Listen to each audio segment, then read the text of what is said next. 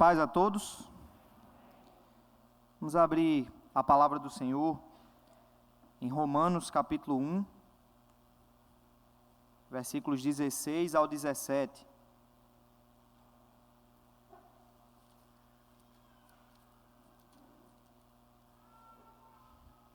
Romanos capítulo 1, versículos 16 ao 17.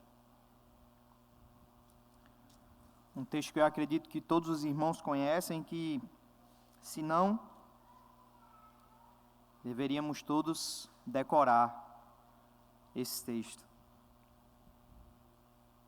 Que diz assim: Pois não me envergonho do Evangelho, porque é o poder de Deus para a salvação de todo aquele que crê, primeiro do judeu e também do grego. Visto que a justiça de Deus se revela no Evangelho, de fé em fé, como está escrito: o justo viverá por fé. Vamos ler todos juntos? Pois não me envergonho do Evangelho, porque é o poder de Deus para a salvação de todo aquele que crê, primeiro do judeu e também do grego, visto que a justiça de Deus se revela no Evangelho, de fé em fé, como está escrito: o justo viverá por fé. Oremos ao Senhor. Meu Senhor, nós queremos te dar graças pela Reforma Protestante, por aquilo que o teu Espírito Santo, dirigindo a história, a tua providência bendita e maravilhosa, fez através daqueles homens de Deus, que foram meramente instrumentos, vasos de barro, por meio dos quais o Senhor proclamou a tua palavra. Nós te agradecemos porque temos essas Bíblias aqui diante de nós, porque temos esse lugar de culto onde podemos adorar somente ao Senhor, não ao Papa, não a santos, não a homens, mas somente ao Senhor, livremente. Te agradecemos porque em nossa nação ainda tem sido permitido uma reunião como essa. Te agradecemos, Senhor. Isso é fruto da tua misericórdia, da tua graça, em nos conceder tempos de paz, onde possamos pregar a tua palavra e adorar ao Senhor de acordo com a tua palavra. Muito obrigado, Senhor. Que o Senhor possa falar poderosamente aos nossos corações, à luz desse texto, como o Senhor falou poderosamente ao coração de Lutero e de tantos outros homens e mulheres de Deus através da história. Nós cremos que o teu Evangelho é o teu poder, é o instrumento que o Senhor usa para transformar os nossos corações. E nos curvamos agora diante desse poder, na tua presença, em nome de Cristo. Amém. Meus irmãos, todos nós deveríamos agradecer muito a Deus pela Reforma Protestante. Nós temos a tendência de esquecer muito rapidamente dos privilégios que o Senhor nos concede. Nós esquecemos que houve um tempo em que nós não poderíamos estar aqui reunidos livremente, com Bíblias traduzidas para a nossa língua nas nossas mãos, sem que fôssemos lançados numa fogueira ou torturados, considerados hereges, endemoniados. Houve um tempo em que homens e mulheres de Deus tinham que comprar a sua salvação. E comprar a salvação dos seus parentes também, seus parentes já mortos. Houve um tempo em que, se você quisesse salvar o seu bisavô, que morreu e você não sabe se ele foi para o céu ou para o inferno, era muito simples, bastava você colocar ali uma moedinha no gasofilácio do monge Tetzel e estava garantido a sua salvação. Tetzel podia perdoar qualquer pecado, não existia pecado que ele não pudesse perdoar, e ele podia perdoar pecados por antecipação, não Tetzel, mas o Papa, né? Ele poderia perdoar pecados por antecipação. Então você poderia comprar hoje o perdão do pecado que você vai cometer amanhã. E é interessante que existe uma história, eu não sei se é uma história verídica, de que Tetzel foi em determinada cidade e ele estava vendendo ali as suas indulgências e alguns homens compraram a Tetzel o perdão de um pecado que eles ainda iriam cometer. E Tetzel foi e vendeu ali aquela indulgência, aquele perdão. E ele ganhou muito dinheiro naquela cidade, porque, afinal de contas, todo mundo era pecador, então todo mundo tinha muito pecado para ser perdoado.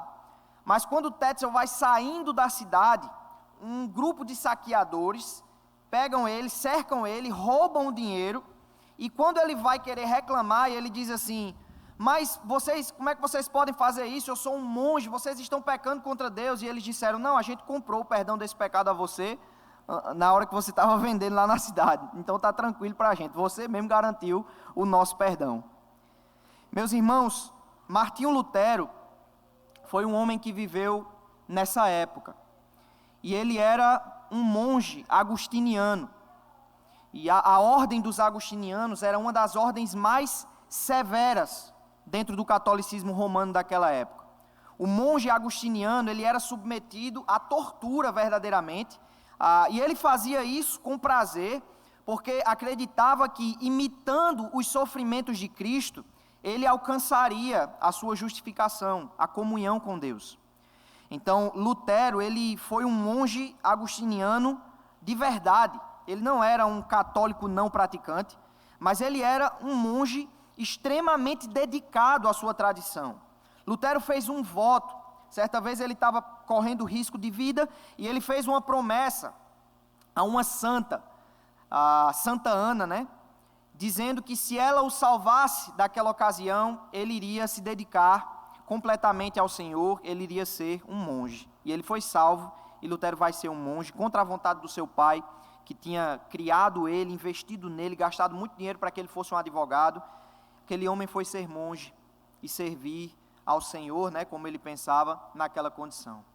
Irmãos, conta-se que Lutero chegou a passar frio, simplesmente para imitar os sofrimentos de Cristo, dele sair simplesmente com uma roupa íntima, uma espécie de cueca, e ele ficar na neve ali, o máximo que ele conseguia aguentar, até ele desmaiar.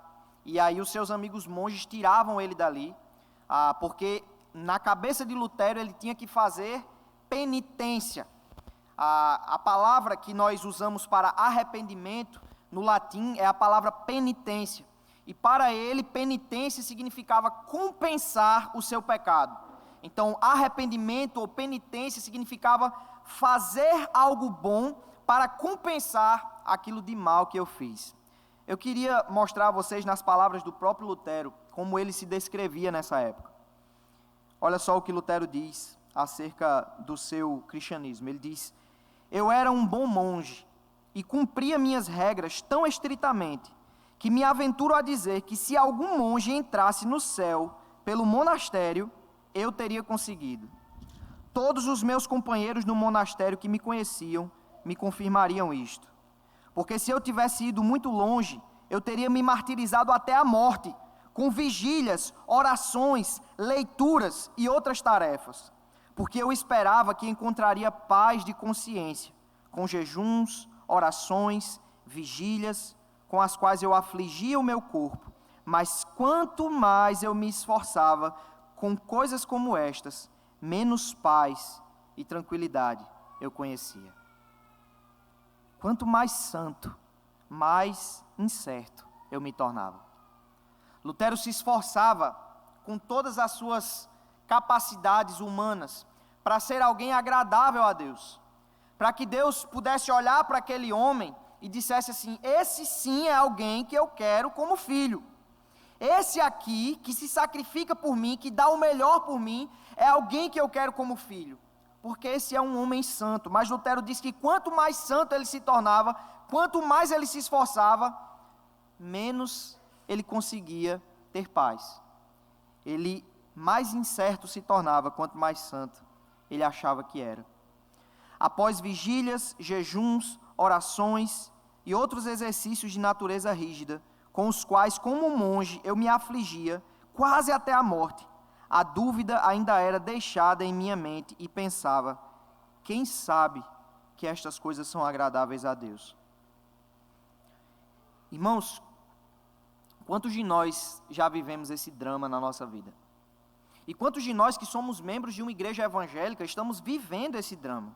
Estamos enfrentando esse drama. O drama de achar que não somos aceitos por Deus. O drama de achar que talvez essa manhã o seu culto não será recebido pelo Senhor, porque essa semana você cometeu grandes pecados. Porque essa semana você tentou fazer de tudo para que você chegasse no domingo e Deus olhasse para você e dissesse assim: presbítero Fábio, eu vou receber o seu culto, porque afinal de contas essa semana você fez por onde ser aceito. Essa semana você orou todos os dias, você leu a Bíblia todos os dias, você jejuou essa semana, você cultuou no lar com a sua família, então você é alguém digno de chegar na minha presença e de me adorar. Mas espera aí, Fábio, essa semana você também mentiu, você também adulterou, você também cobiçou, você também idolatrou, você também cometeu pecados. Então não, eu não quero aceitar você. E nós passamos, muitas vezes, irmãos, lutas interiores, de lágrimas, às vezes em oração, dizendo assim: Senhor, eu sei que eu não sou um crente, eu sei que eu jamais serei aceito por Ti, porque eu sou pecador demais. Olha para mim, olha para os meus vícios, olha para as minhas fraquezas, olha para a quantidade de coisa imunda que tem dentro de mim, eu não sou digno de Te prestar culto. E um momento de festa, como foi dito pelo reverendo Diogo, né? Um momento de festa muitas vezes se torna um velório. Um momento de culto onde nós deveríamos estar agradecendo ao Senhor pelo perdão dos nossos pecados, é um momento em que nós passamos o culto inteiro angustiados, chorando e lamentando, porque nos consideramos completamente indignos de estar na presença do Senhor. Mas um dia, irmãos, Lutero escreveu o seguinte: ainda que como monge eu levasse uma vida irrepreensível, sentia que era um pecador perante Deus, e tinha uma consciência extremamente perturbada. Não podia acreditar que Deus era aplacado com as satisfações que eu lhe dava. Eu não amava, mas sim odiava a justiça de Deus, que pune pecadores, e secretamente, se não com blasfêmia, com certeza murmurando muito, estava irado contra Deus e disse: como se não bastasse que miseráveis pecadores, eternamente perdidos por causa do pecado original, sejam esmagados por toda espécie de calamidades pela lei do decálogo, Deus tivesse de acrescentar dor em cima de dor pelo Evangelho, e também com o Evangelho, nos ameaçando com sua ira. Deste modo eu me irava, com uma consciência furiosa e perturbada. Todavia, persistentemente golpeava aquela passagem de Paulo, querendo ardentemente entender o que ele quis dizer com a justiça de Deus. Finalmente, pela misericórdia de Deus, meditando de dia e de noite, consenti ao contexto das palavras, a saber, porque no Evangelho é revelada a justiça de Deus, uma justiça que do princípio ao fim é pela fé, como está escrito: o justo viverá pela fé. Então comecei a entender que a justiça de Deus é aquela pela qual o justo vive por um dom de Deus, em outras palavras, pela fé. E este é o significado. No Evangelho é revelada a justiça de Deus, isto é, a justiça passiva, com a qual o Deus misericordioso justifica-nos pela fé, como está escrito: o justo viverá pela fé. Foi quando senti como se tivesse nascido de novo, e entrado no paraíso por portões abertos. Aqui me foi mostrada uma face completamente diferente da Escritura. Com base nisso, percorri outra vez de memória os textos das Escrituras.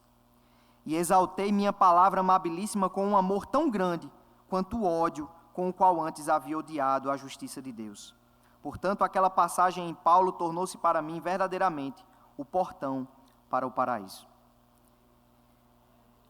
Meus irmãos, talvez você olhe para isso e diga assim: Diego, que coisa inútil, você está lendo aí uma passagem do século XVI, poderia estar pregando a palavra, poderia estar falando de outras coisas mais relevantes. Mas, meu irmão, isso aqui é uma mera experiência de conversão, como qualquer outra experiência de conversão. E, meu irmão, não existe nada mais extraordinário, não existe milagre maior do que uma experiência de conversão. E por meio da conversão de um ser humano caído, angustiado, perdido nos seus pecados, Deus pode fazer grandes coisas. Porque o Evangelho não é simplesmente uma mensagem que tranquiliza a nossa consciência, mas o Evangelho é uma mensagem que nos transforma plenamente, de servos de Satanás a servos de Deus. Irmãos, esse homem, sua conversão ocorreu por volta do ano de 1516 e 1517, e no dia 31 de outubro de 1517, Lutero, cheio do Evangelho, cheio dessa convicção de que o homem é justificado somente pela fé, ele se levanta, irmãos, contra o maior poder dominante da sua época. E ele coloca ali na capela de Wittenberg as suas 95 teses contra as indulgências. E ele se levanta contra o papado. E antes que nós venhamos a idolatrar Lutero, nós não concordamos com tudo que Lutero fez, nem com tudo que Lutero disse. Mas nós concordamos com aquilo que Lutero fala, quando ele disse assim: eu não fiz nada. Eu simplesmente traduzi, preguei e ensinei a palavra de Deus. Eu não fiz nada, a palavra fez tudo. Enquanto eu dormia e tomava a cerveja de Wittenberg, a palavra de Deus destruía o papado. Lutero dizia que a palavra de Deus é um leão. Você não precisa defender um leão. Basta que você solte. E ele vai fazer o que ele tem de fazer. Meus irmãos, esse mesmo texto que Deus usou para salvar aquele homem, para atingir o coração daquele homem, de maneira a ele ser tão usado por Deus, através dessa força motriz do Evangelho, o poder de Deus para a salvação, é um texto que é relevante ainda hoje. E talvez hoje seja o dia que o Senhor marcou para que você tenha um encontro verdadeiro com Ele, através dessa passagem. E antes que você me diga: mas Diego, eu faço parte da igreja presbiteriana há 50 anos, há 30 anos, isso não significa nada, porque talvez você esteja pensando que é a igreja presbiteriana quem garante a sua salvação. Antes que você me diga que você já leu a Confissão de Fé de Westminster, os catecismos, que você é presbítero, diácono, pastor, missionário, seja lá o que for, isso não significa absolutamente nada, porque talvez você esteja fundamentando a sua comunhão com Deus nestas coisas. É por isso que é importante que você sempre volte a esse texto. Pois não me envergonhe do Evangelho, porque é o poder de Deus para a salvação de todo aquele que crê. Primeiro do judeu e também do grego. Visto que a justiça de Deus se revela no Evangelho de fé em fé, como está escrito: o justo viverá por fé. Irmãos, Paulo escreveu essa passagem aqui aos Romanos como uma espécie de resumo de tudo aquilo que ele vai tratar na sua epístola daqui para frente. Romanos é uma carta que trata desse tema, a justificação pela fé. E Paulo vai, durante toda a carta, falar sobre a doutrina da justificação pela fé. Ele vai combater heresias que haviam se levantado no meio da igreja contra essa doutrina. E a partir do capítulo 14, Paulo começa a falar da relevância prática dessa doutrina. Mas aqui no capítulo 1, onde nós temos a maior das saudações das cartas de Paulo, o apóstolo Paulo ele já faz um resumo da sua mensagem. Ele disse que tinha um desejo muito grande de ir até Roma. Ele queria muito estar com aqueles irmãos, mas ele havia sido impedido de estar com eles.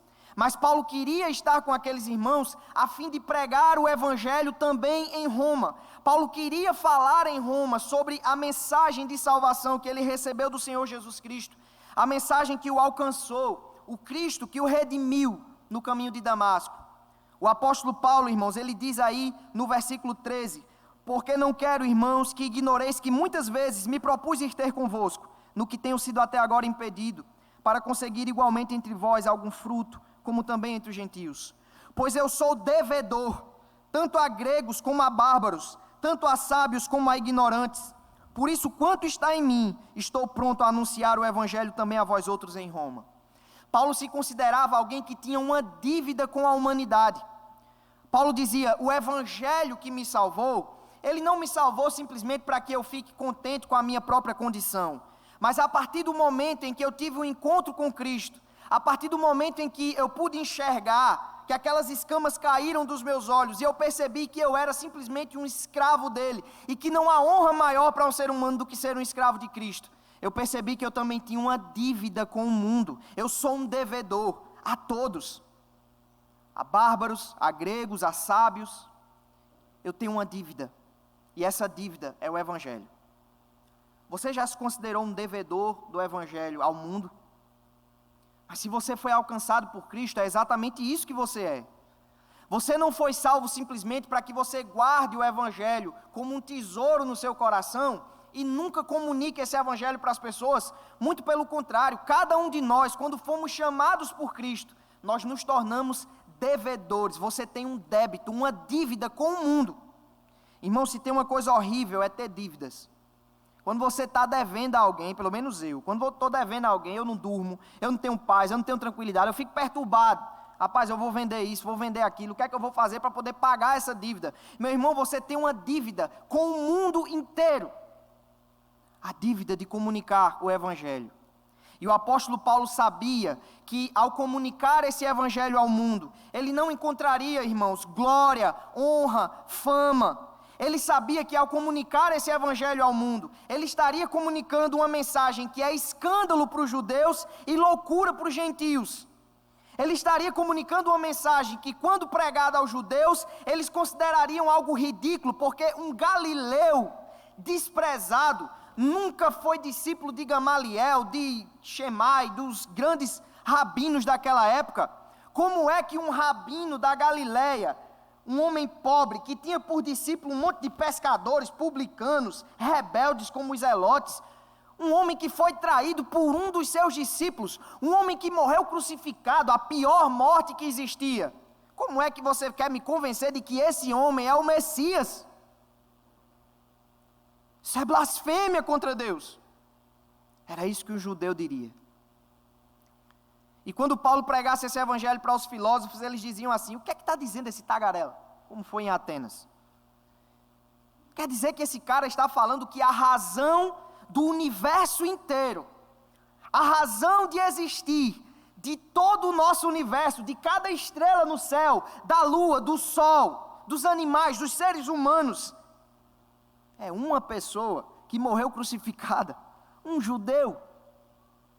Esse homem quer me convencer de que o fim último da minha existência é me curvar aos pés de um homem que foi morto e que não tinha sequer um túmulo para repousar.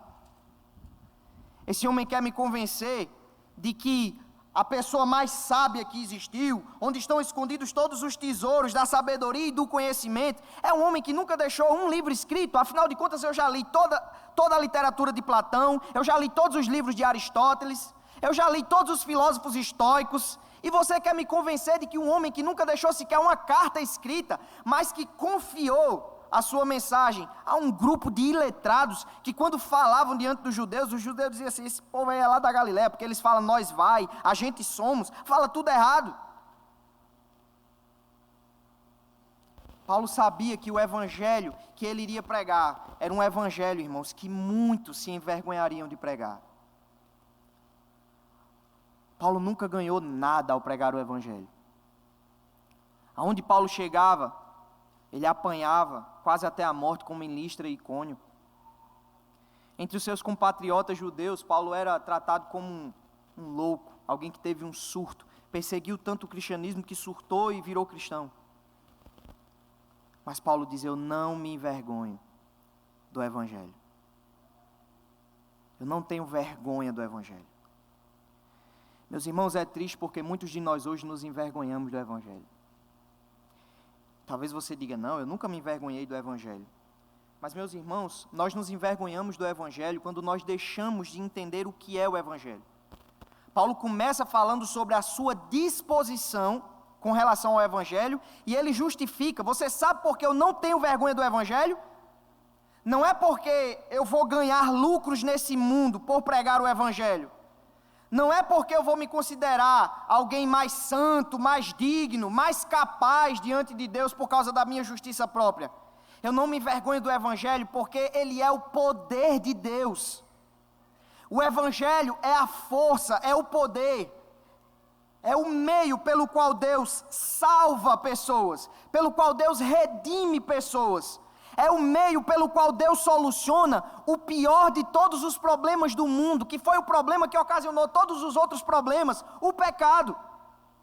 Meus irmãos, vocês querem resolver todos os problemas do mundo? É simples: acabe com o pecado. Você sabe o que ocasionou a morte, o assassinato? O pecado. Você sabe o que ocasiona a corrupção política? O pecado. Você sabe o que é que ocasiona os divórcios? O pecado. A destruição das famílias? O pecado. Tudo o que há de terrível, de imundo nesse mundo tem uma raiz. E essa raiz é o pecado. Eu lembro que Gutenberg usou uma ilustração há muito tempo atrás, e essa ilustração me marcou, foi num sermão. E ele falou sobre o mato, né, do nosso quintal. A gente tem ali no nosso quintal o matinho lá, e você diz assim, rapaz, eu vou limpar meu quintal. Aí você vai e limpa. Aí você diz, rapaz, resolvi o problema, está bem limpinho. Deixa passar algumas semanas. Você vai ver grande de novo. Porque enquanto você não tirar todos eles pela raiz, eles vão tornar a crescer. Se ficar um só ali, já era. Meus irmãos, nós nos envergonhamos do Evangelho quando nós acreditamos que o meio de salvação para o mundo, por exemplo, é a educação. Quantas vezes você vê crentes falando uma idiotice como essa? Sabe por que o Brasil é como é? Falta educação. É mais educação. É escola, investimento em escolas. Meus irmãos, Hitler era um homem extremamente educado. Pense num homem educado.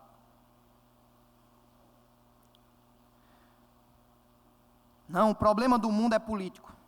O problema do mundo são as classes sociais. É porque nós temos pessoas muito ricas e pessoas muito pobres. É porque nós temos os negros, os brancos, os homossexuais, os heterossexuais, as mulheres, os homens, os cachorros, o ser humano, e começa a dividir e diz assim, se nós tivéssemos uma sociedade perfeita nesse mundo, onde o Estado distribuísse igualmente os meios de produção, para que as pessoas pudessem ter os mesmos direitos, aí sim, nós teríamos uma sociedade completamente diferente. Muitos de nós, irmãos, procuramos soluções em figuras políticas específicas. Nós idolatramos homens específicos, mulheres específicas, em quem nós colocamos a esperança do nosso coração para a solução do problema do nosso país, da nossa cidade, do nosso estado. Quando o nosso político de estimação não é eleito, nós nos desesperamos, porque afinal de contas toda a esperança foi perdida. Nós estamos extremamente preocupados com o futuro. E nós achamos que vamos solucionar os problemas do mundo através da política, da educação, da filosofia. Quando, meus irmãos, o maior problema do mundo não pode ser solucionado por nenhum desses artifícios. O Evangelho é o poder de Deus para a salvação. E salvação implica um caos. Só é salvo quem precisa. A palavra salvação, irmãos, ela indica libertação, redenção. É Deus transformar um homem morto nos seus delitos e pecados, um escravo de Satanás, da sua própria carne e do mundo, alguém que jamais produziria um fruto bom pelas suas próprias forças, alguém que está condenado a passar a eternidade inteira, agonizando, gemendo, gritando no inferno, de eternidade a eternidade, sendo consumido pela justa ira de Deus. E de repente Deus transforma essa pessoa em um filho amado, em um morador do reino dos céus, em alguém que mesmo sendo tão impuro, é visto por Deus como a coisa mais pura que há, um justo, um filho, em quem o seu coração se compraz. Somente o Evangelho pode transformar os corações. O Evangelho é o poder de Deus para a salvação de todo aquele que crê. Veja que, ao mesmo tempo em que Paulo fala que o Evangelho é o poder de Deus para a salvação, Paulo deixa muito claro aqui que nem todos serão salvos pelo Evangelho. Ao mesmo tempo em que o Evangelho é uma mensagem que deve ser proclamada ao mundo todo, e que nós temos uma dívida com o mundo todo, como Paulo tinha, nós precisamos ter consciência de que o Evangelho é uma mensagem que alcança aqueles que creem. Cristo morreu pelos que creem. Ele deu a sua vida pelo seu povo. Lá em Isaías 53, diz que todos nós andávamos desgarrados como ovelhas, cada um se desviava pelo caminho, mas o Senhor fez cair sobre ele as iniquidades de todos nós. No momento da sua crucificação, Cristo estava recebendo naquele momento a culpa dos seus eleitos, dos seus escolhidos. Nós somos justificados por aquilo que Paulo chama em Efésios capítulo 2 de um dom de Deus, a fé. E ele diz que isso é algo que diz respeito ao judeu e ao grego. Ele não faz distinção de raça, de tribo. Ele não faz distinção de justiça pessoal. Ele não faz distinção, irmãos, de quem é mais pecador, quem é menos pecador. Pelo contrário, ele quebra as nossas expectativas. Porque quando nós olhamos para a Escritura e nós vemos Pedro, um homem que falava tanta besteira, fora de hora, Jesus repreendia aquele homem. A gente muitas vezes fica com raiva de Pedro. Mas Judas era um homem que não tem uma heresia de Judas na Bíblia. Nunca você vai ver Jesus olhando para Judas dizendo assim, arreda Satanás. Não. Ele está ali bonitinho. A palavra que a gente tem de Judas na Bíblia é uma palavra linda, irmãos, porque ele diz assim, esse perfume poderia ser vendido e dado aos pobres. Judas, aquele que amava os pobres, o piedoso, o justo. Meus irmãos, Jesus chega para Pedro e diz assim, Pedro, você vai me negar 3 vezes. Mas é ao mesmo Pedro que ele diz assim, Pedro, Satanás quis peneirar a tua alma até a morte. Eu, porém, roguei por ti. E tu, porém, quando te converteres, fortaleça os seus irmãos. Ele amava Pedro independentemente dos pecados de Pedro. A gente olha para o ladrão na cruz e tem aquela coisa de falar do bom ladrão. Que bom ladrão, irmão? Existe bom ladrão? Ladrão é ladrão. E a Bíblia nos diz que aqueles 2 homens estavam zombando de Cristo. Haviam ladrões em volta dele, zombavam dele. Mas um deles fez uma reflexão. E Lucas registra que aquele homem olhou para Cristo e olhou para si mesmo. E ele disse assim, peraí, eu estou sendo punido pelo que os meus pecados merecem. Eu mereço estar aqui, mas esse homem nada fez. Por que esse justo está morrendo? E o Espírito Santo revelou àquele homem a razão pela qual Cristo estava morrendo. E ele disse, Senhor, lembra de mim quando vieres no teu reino. E Jesus diz assim, ok, meu filho, agora vá lá na igreja presbiteriana do Pirangi, peça ao pastor Diogo para ser batizado, faça o catecismo, a confissão de fé, se torne membro da igreja, viva uma vida de santidade, lê a Bíblia tantas vezes por dia, ore tantas vezes por dia. Jesus diz isso. Irmãos, aquele ladrão nunca praticou uma boa obra. Não deu nem tempo. Coitado. Não pôde postar no Facebook a entrega de cesta básica que ele fez ao pobre. Meus irmãos, aquele homem partiu como um assassino, um ladrão, uma pessoa que cometeu todo tipo de atrocidades. Uma pessoa que você jamais iria querer nessa igreja.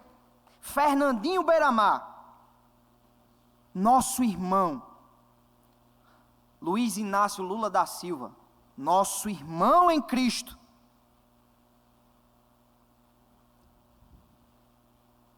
O Evangelho redimiu. E de uma hora para outra, aquele homem que era um habitante do inferno, foi tratado pelo Senhor Jesus como um morador do reino dos céus. Hoje mesmo, você vai estar comigo no paraíso. Você sabe por que isso é escandaloso? Porque, irmão, todo falso ensino, ele complica o Evangelho. A bandeira levantada por Lutero e pelos reformadores foi exatamente a bandeira de que o Evangelho é extremamente simples e que a nossa tendência é complicar o Evangelho. A nossa tendência é criar tradições, artifícios humanos, religiões que complicam o Evangelho. Por isso que um dos lemas dos reformadores era: igreja reformada, sempre reformando. A gente sempre vai ter que olhar para trás e dizer: peraí, a gente está acrescentando coisa demais. Não é necessário. A palavra de Deus não acrescentou isso aqui como sendo algo suficiente, necessário para a salvação.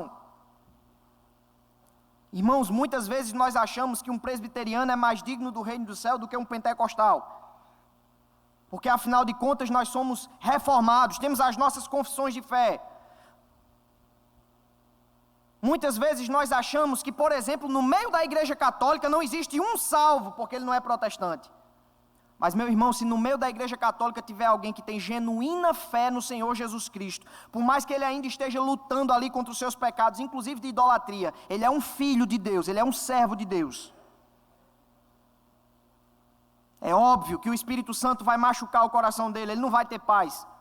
Lutero não teve vontade de sair da igreja católica, ele queria reformar. Ele foi expulso, ele saiu porque ele ia morrer. E fez bem. Mas, meu irmão, aonde quer que tenha um coração com uma fé do tamanho de um grão de mostarda no Senhor Jesus, por maior pecador que ele seja, ele é tão amado por Deus quanto Abraão, quanto Moisés, quanto Isaac, quanto Jacó, quanto Davi.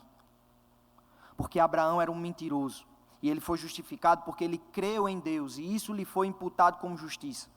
E antes que você diga que Abraão era um homem de tamanha fé, Abraão era um homem de uma fé pequenininha. Foi Deus quem concedeu a ele uma fé grande. Porque em muitos momentos você vê Abraão perguntando ao Senhor: mas Senhor, eu sou velho. E Deus tem que ficar dando evidências, provas, fazendo alianças. Olha para as estrelas, o que é que você quer para que eu lhe garanta?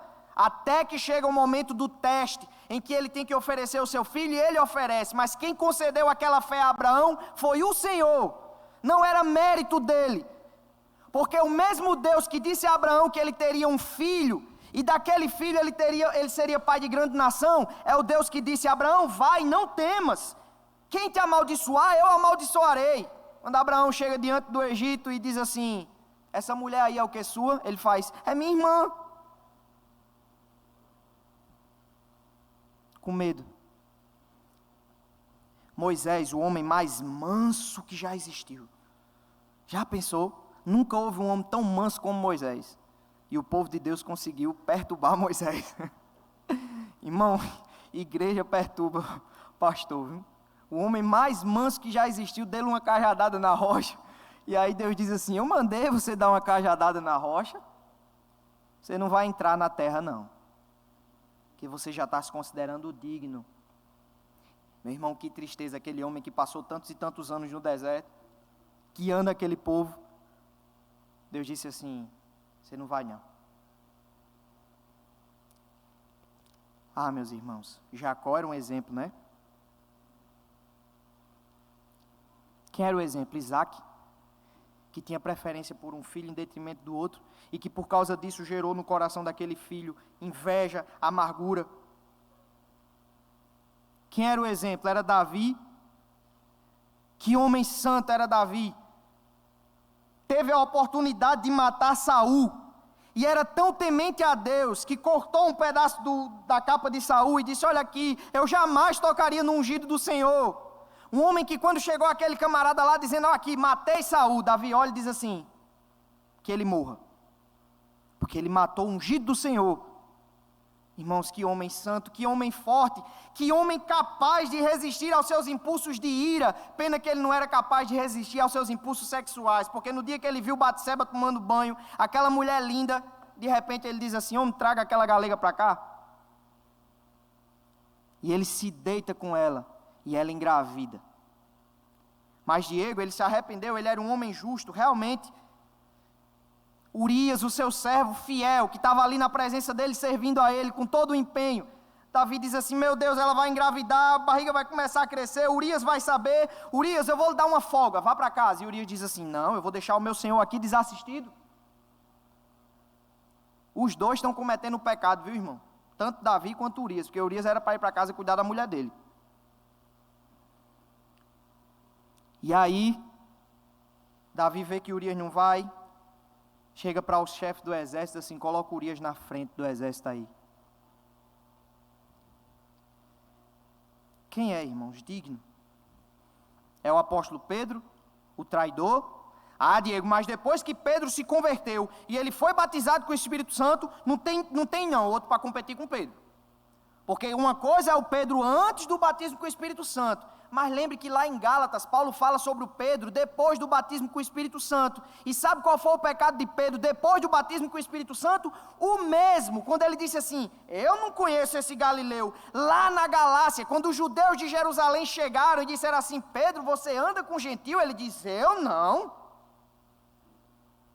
Foi o mesmo pecado, e Paulo teve que repreender um apóstolo, escolhido para ser o líder deles. Você é um covarde, nós fomos justificados unicamente pela fé em Cristo. Você como um judeu vive como um gentil, e você quer forçar esses gentios a viverem como judeus?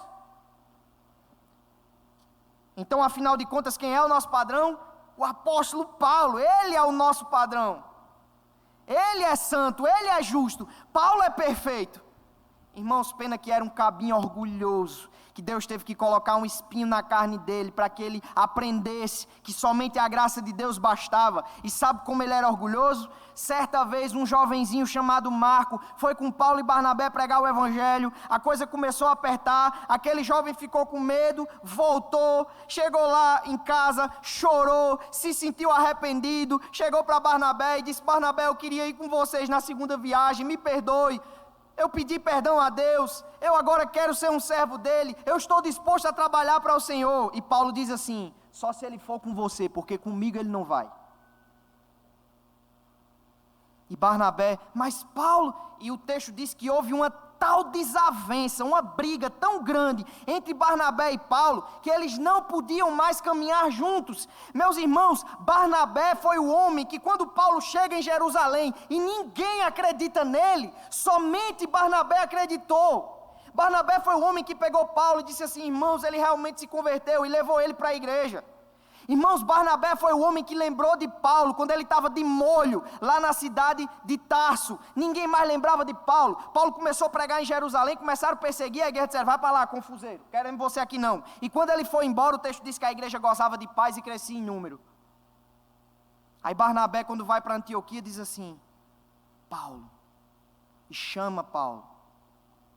E esse homem que foi usado por Deus para o ministério de Paulo, é o homem que Paulo vai deixar de andar junto, simplesmente porque não considerava João Marcos, aquele jovenzinho, que não tinha cometido 1/3 dos pecados que Paulo tinha cometido contra a igreja, porque Barnabé poderia dizer assim, quem é você?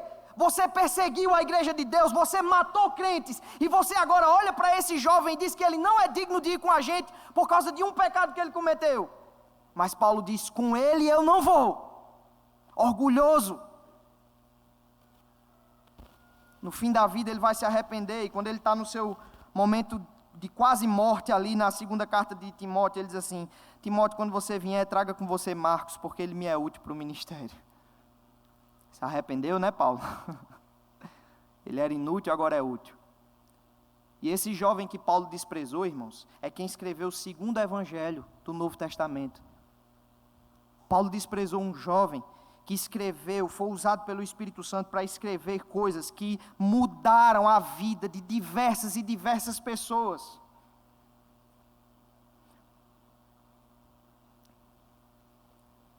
Meus irmãos, a justiça de Deus vem a nós unicamente pela fé. Aquela experiência que Lutero teve, foi a experiência de Paulo também. Paulo diz no capítulo 2 de Filipenses, e nós caminhamos para a nossa conclusão. Ele diz, se alguém pensa que pode se justificar na carne, se orgulhar das suas boas obras, eu ainda mais. Lembra o que Lutero fala? Rapaz, se pudesse alguém ser salvo, sendo monge, era eu.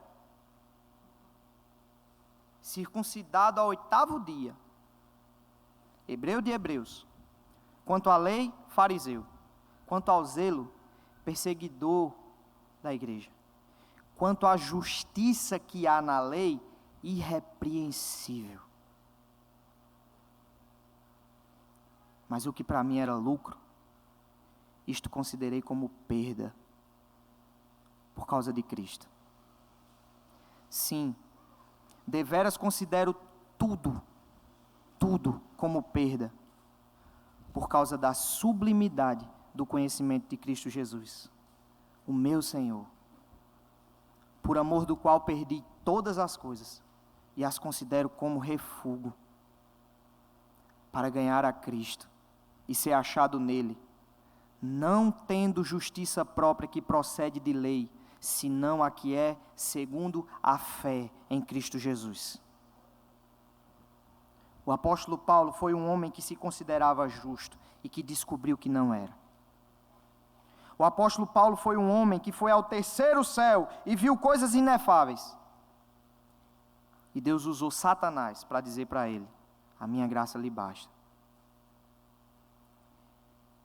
Meu irmão, eu termino essa mensagem perguntando para você: por que você se considera alguém digno de oferecer esse culto a Deus aqui nessa manhã? Por que você tem essa audácia? Pecador do jeito que você é. E você sabe do que eu estou falando. Se você é como eu, você não tem dignidade alguma de estar aqui. Mas o que é que dá a você essa audácia, essa coragem de chegar aqui na presença de um Deus que por pouca coisa já matou gente por chegar na presença dele em pecado? Quer intenção melhor do que a arca da aliança vai cair, o cara vai lá pegar para ajudar, e Deus diz assim: não, eu disse que não era para pegar pecado, foi fulminado. O mesmo Deus que disse para Moisés: tira a sandália dos teus pés, porque o lugar onde você pisa é santo, é o Deus que está aqui agora. E que audácia é essa que você tem na presença dele? Como é que você se sente digno disso? Irmão, se você não consegue responder essa pergunta, é porque você nunca conheceu o Evangelho. Porque qualquer um que conhecesse o Evangelho responderia prontamente: é verdade, Diego. Tudo o que você falou é verdade. Eu sou alguém completamente indigno de estar aqui. Todos os dias eu dou incontáveis razões para que Deus me fulmine com a ira dele. Eu sei que eu não tenho qualquer tipo de capacidade de chamar tua atenção para mim. Eu sei que eu sou pó e cinza. Mas sabe por que eu estou aqui, Diego?